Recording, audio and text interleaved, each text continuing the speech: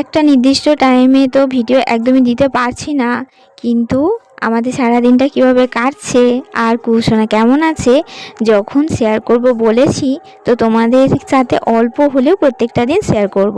তো চলো আজকে কুশোনা কীভাবে সারাদিনটা কাটালো আর পাপা কী জন্য দুশ্চিন্তা করছে, তো সেটাই শেয়ার করব। আশা করছি পুরো ভিডিওটার সঙ্গে থাকবে আর ভালোবেসেও পাশে থাকবে। তো সকালের খাবারটা ওকে খাইয়ে দিচ্ছি। একটা টুথপেস্ট কেনা হয়েছে নতুন, তো সেই প্যাকেটটা নিয়ে কুশোনা আধা ঘন্টার বেশি খেলা করছিল। ও ওর মতো করে খেলা করছে আর আমি দেখো ওকে খাবারটা খাইয়ে দিচ্ছি। তো সকালের খাবারটা তো খাওয়া হয়ে গেল। তারপর আমি গিয়েছিলাম মণ্ডলীতে, আজকে কুশোনাকে নিয়ে যাওয়া হয়নি আর বাকিটা দেখো শেয়ারও করা হয়নি।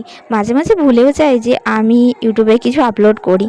তো বাচ্চাগুলো ঘুড়ি নিয়ে খেলা করছিল, ঘুড়ি ওড়াচ্ছিল, একটু সামান্য ক্যামেরা করেছি। দেখো বাড়িতে এসে আগে আমার কুশোনা কি করছে দেখার জন্য ছাদে আসলাম।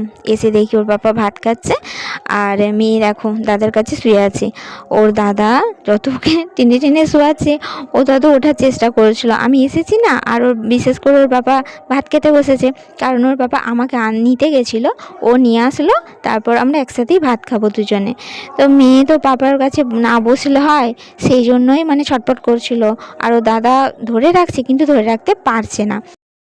দুপুরে ভাতটা খাওয়ার পর বেশ একটু শীত করছিল, তো সেই জন্য দেখো চাদরটা জড়িয়ে নিয়েছি আর এদিকে চলছে মেয়ের তেল মালিশ।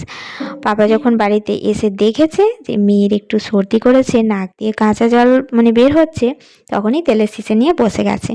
ও ওরকমই যখনই দেখে মেয়ের একটু হালকা সর্দি করেছে কি নাকে একটু কষ্ট হচ্ছে নিঃশ্বাস নিতে, তখনই একটু বুকে হাতে, তারপর মানে হাতের চেটো, পায়ের তলায় তো তেল মালিশ করে দেয় বেশ একদম সুন্দর করে, তো আরামও লাগে।